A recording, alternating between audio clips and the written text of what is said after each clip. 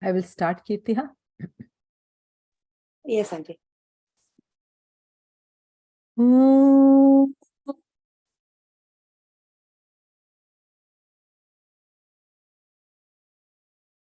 Om.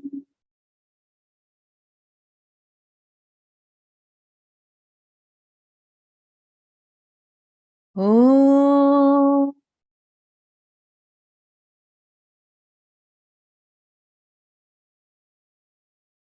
Om Sai Ishwaraya Vidmahe Satya Devaya Dhimahi Tannah Sarva Prachodayat. Om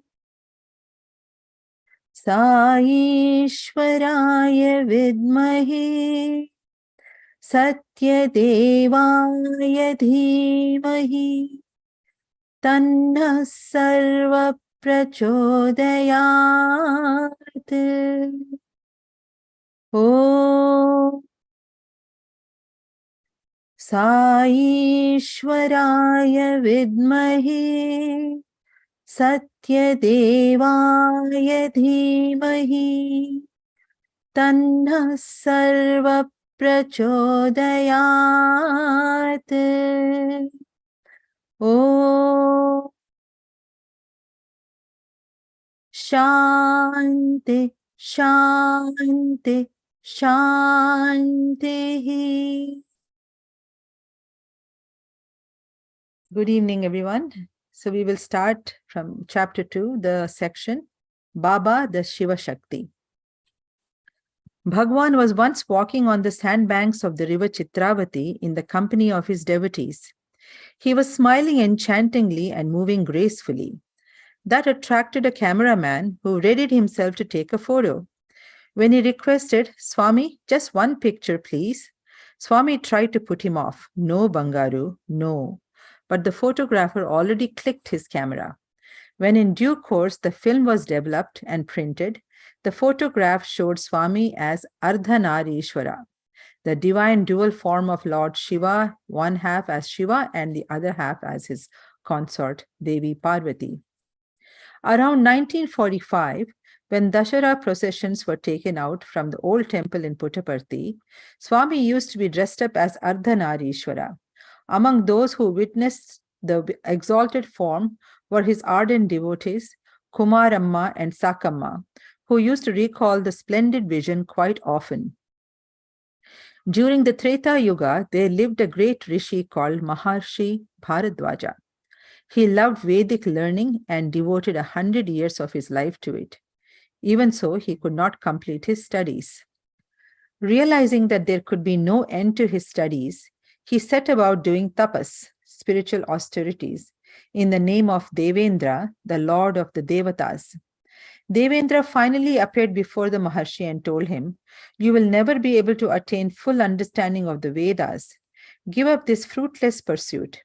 Instead, perform the Savitra Yaga, which will bestow on you the spiritual fulfillment you hope to obtain through Vedic studies." Maharshi Bharadwaja also received the necessary procedural instructions from Devendra. The Maharshi desired very much that goddess Shakti should be personally present at the yagna. He went to Kailasam for inviting her in person. He found Lord Shiva and goddess Parvati dancing together and totally engrossed. The rishi could not find a convenient moment to make his request to goddess Shakti. 7 days passed as he waited and waited. He was having darshan of only Lord Shiva, not of Shakti. He felt disappointed and miserable. On the 8th day, however, Shakti gave him just a sideward glance, smiled softly, then turned quickly away and resumed her dance. Sage Bharadwaja mistook that Devi Shakti had deliberately slighted him. He immediately left Kailasham and headed home. While coming down the hill on his way back, suddenly his left leg and hand went out of control as if they were dead. His speech was gone. One eye went blind. Apparently, he had a stroke of paralysis. Lord Shiva came to his rescue. He drew near and consoled him with kind words. Don't worry, my dear Rishi. Devi Shakti has truly blessed you as well as your yaga. With these reassuring words, the Lord sprinkled some water from his kamandal, pitcher, onto the disconcerted sage. Immediately, the Rishi regained his faculties. Both Lord Shiva and Goddess Shakti promised that they would together attend his yaga and bade him farewell. Bharadwaja successfully completed his yaga in due course. Both Lord Shiva and Devi Shakti attended it and blessed him. As a token of their pleasure, Lord Shiva promised the Rishi, both of us will incarnate in human form in your Gotram, Vamsham or dynasty, no less than 3 times. In the first incarnation, I will be Sai Baba in Shirdi. In the second, both of us together will incarnate in Puttaparthi as Satya Sai Baba. Finally, Devi Shakti will incarnate as Prema Sai. He went on to say, O Rishi, when you came to Kailasham, Devi Shakti ignored you for 8 days. In atonement thereof, when both of us take human form in your dynasty, Devi Shakti too will suffer in the same way as you had suffered in Kailasham. When that happens, I will sprinkle holy water on Shakti and make her regain the faculties in the same way as I restored yours in Kailasham. On 29th June 1963, Bhagavan Sai Baba suffered a stroke due to thrombosis and the left side of his body was paralyzed.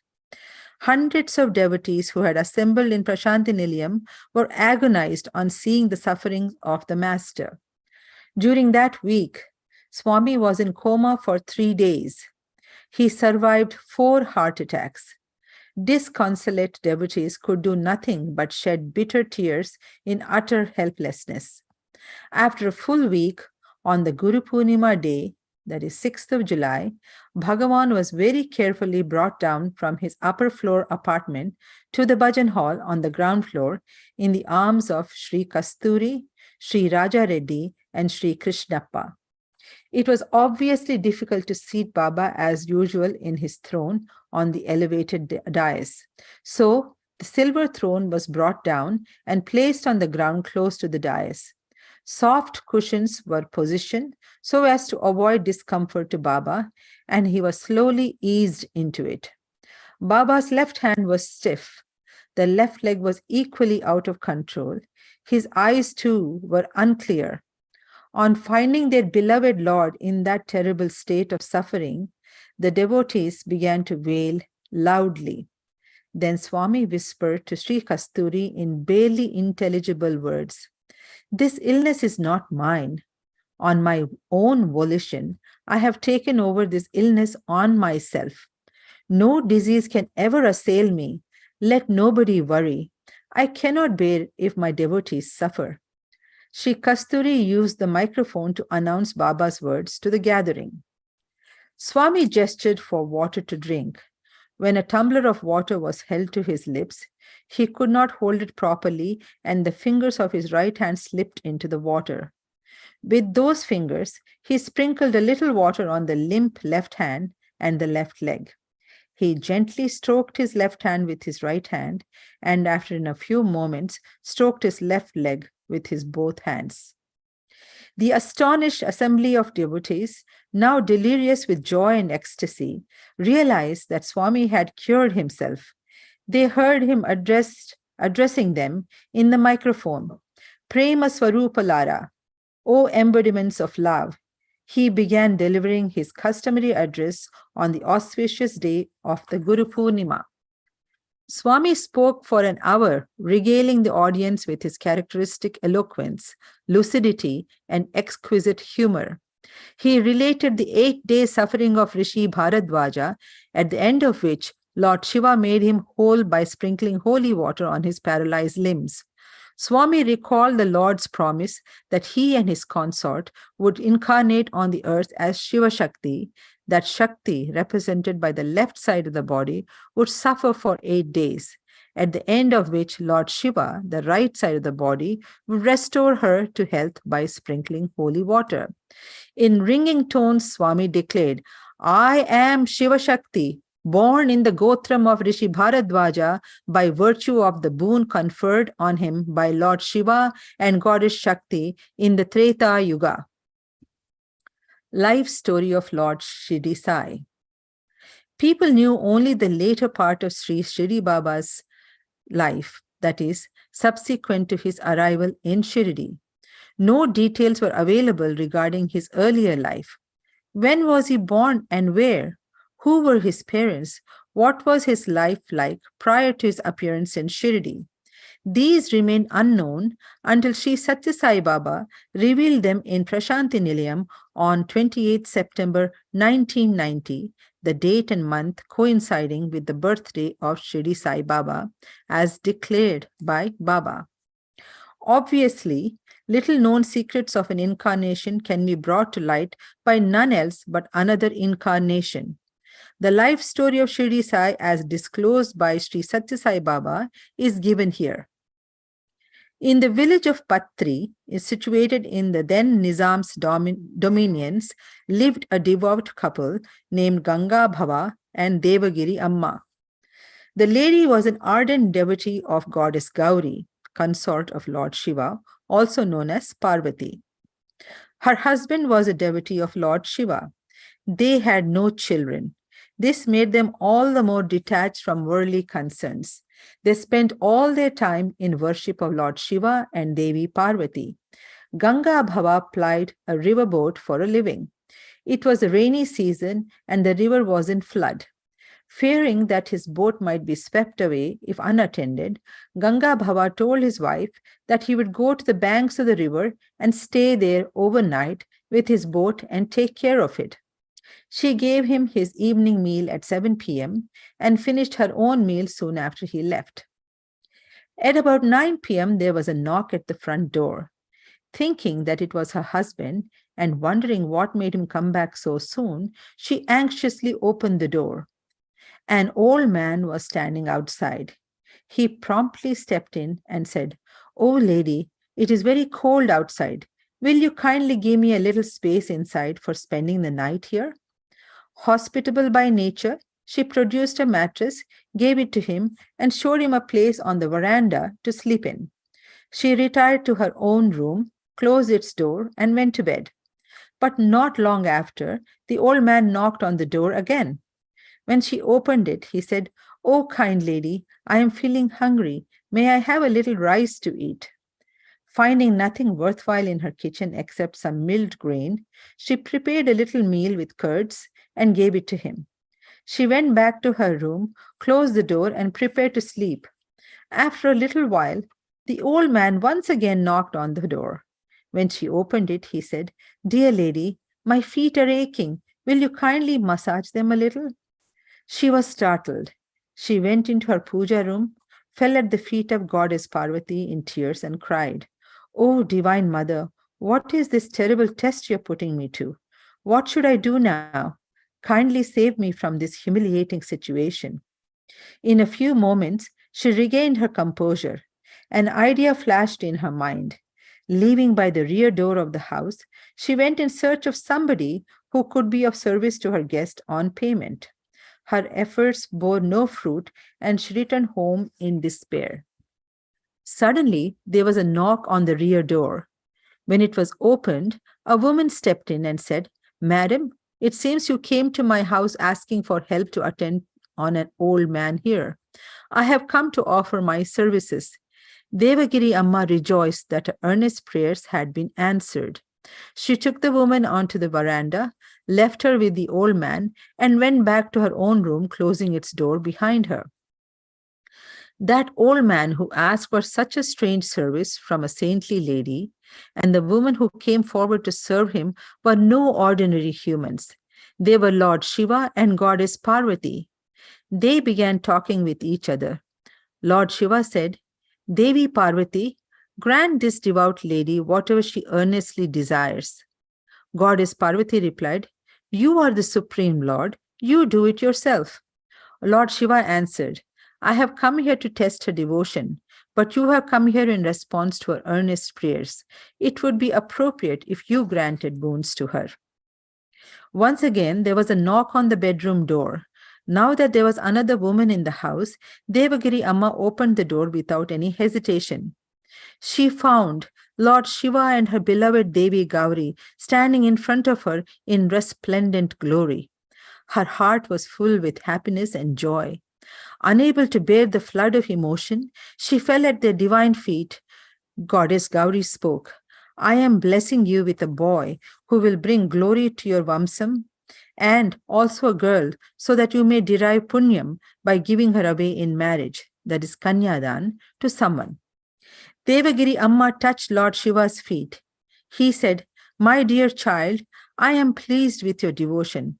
I myself will take birth in human form as your third child. The ecstatic lady, so amply blessed, with eyes brimming, did deep obeisance to Lord Shiva and Goddess Gauri. When she lifted her head, they had disappeared. She was now in raptures. She was now eager and impatient. When will the day dawn?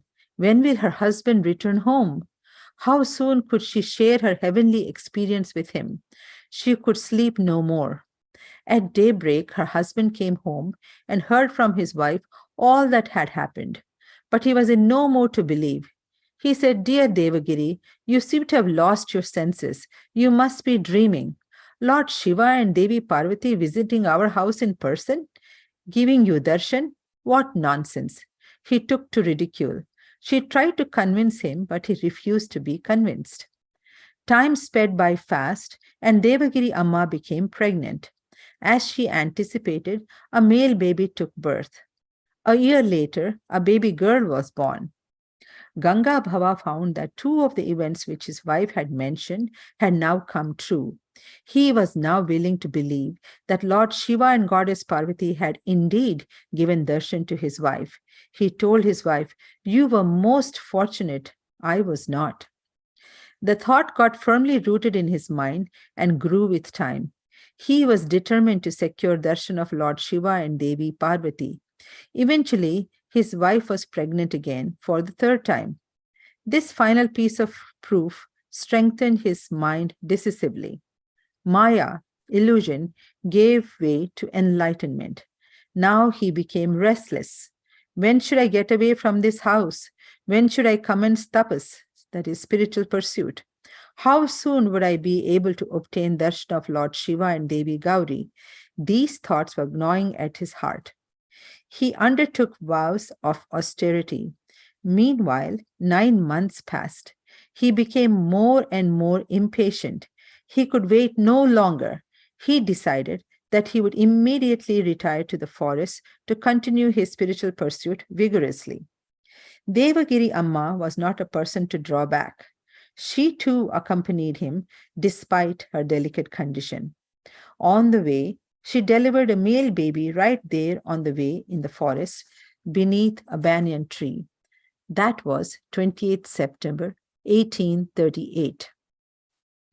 Devagiri Amma swaddled the newborn infant comfortably in a piece of her sari, covered him with soft leaves, and left him where he was born, and followed her husband. That is how nobody knew anything about the parents of that baby until Bhagwan Sri Satya Sai Baba revealed it all over a century later. There was a Sufi fakir in a neighboring village. He had no sons. He found this abandoned baby and took him home. From 1838 to 1842, the child grew up in that fakir's house. After the fakir passed away, his wife looked after the boy. His behavior was quite abnormal. He would go to Hindu temples and shout, I am Allah, I am God, and Allah Malik hai, God is the master. Hindus used to trouble him. He would go into masjids and cry, Rama alone is God and Shiva is Allah. Because of his odd and unconventional behavior, people of both faiths used to complain to the late fakir's wife. She found it difficult to set him right. She knew a person, Venkusa by name, who was a scholar and a devout person, reputed to be an exalted soul. She took the unruly boy to Venkusa and left him in the great man's care.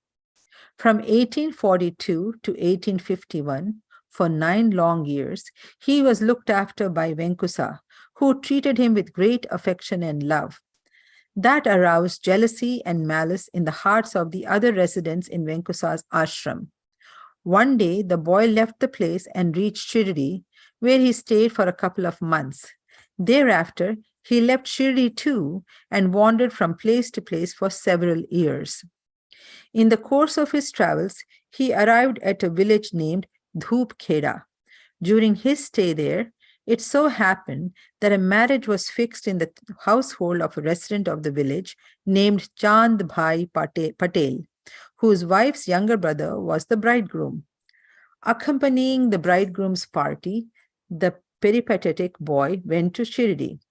It was the year 1857, and he remained there for good till his passing away in 1918. He became known as Sai Baba.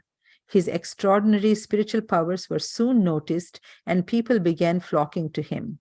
He received them with kindness and compassion, patiently hearing their problems and sufferings with sympathy and love, and gave appropriate directions to enable them to overcome their difficulties.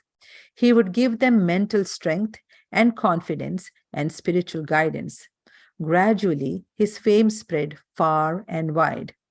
The above account was given by Bhagavan Sri Satya Sai Baba. He also described the close relationship between Shirdi Sai Baba and his devotees, such as Hari Vinayak Sathe, Kelkar, Shama, and others.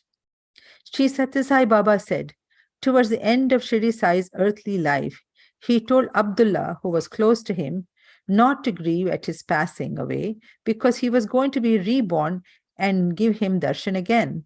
When Abdullah inquired how soon that would be, Baba replied that it would be just 8 years later. The first incarnation took place in Maharashtra, and the second one would be in Madras Presidency. Madras Presidency at that time included Puttaparthi, which is in the present state of Andhra Pradesh. Abdullah further asked Baba in what form he would appear in the coming incarnation. Baba replied that he would bear the name of Satyam. Evidently, what he was referring to is this present incarnation of Sri Satya Sai. The two bodies are no doubt different, but their divinity is one and the same, said Swami. Bhagwan concluded the absorbing story of his previous incarnation by explaining the purpose of the first incarnation of Shirdi Sai was to give intimations of divinity. The second, the present one of Satya Sai, is for gifting of divinity. And the third, the coming one of Prema Sai, will be for teaching divinity.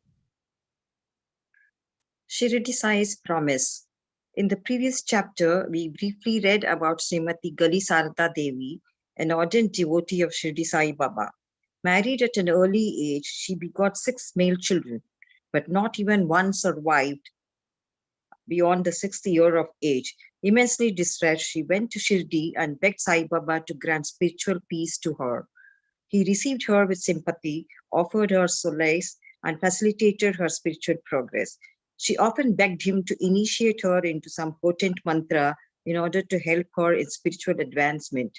He was putting her off somehow or the other, appearing on occasions to be angry too. Sometimes in 1918, a little before Shirdi Sai emerged in the infinite, she held his feet firmly, pleading once again for mantra upadesh. Apparently vexed with her insistence, Sai Baba turned on her in anger and kicked her in the chest. Deeply hurt, she left him, denied herself food, and slept that night in the open ground under a tree opposite Dwaraka mine. Late in the night, the compassionate Baba approached her and gently pacified her with soothing words. My dear child Gori, I will tell you something. Let us go to the Lendi garden. How can I sleep soundly when you are in distress and are starved? On reaching the garden, he stretched his hand up and uttering, Allah Malik hai, God is the master, materialized a couple of puris and a bit of koya to go with them.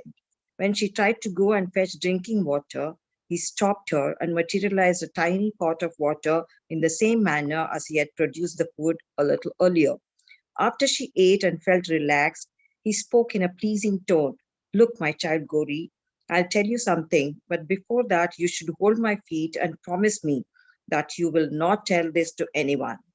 After she did so, he continued, I will be reborn in the Andhra region with this same name of Sai Baba. You will come it, then to me, enjoy my close company and attain happiness. You are now well past the need for any mantra.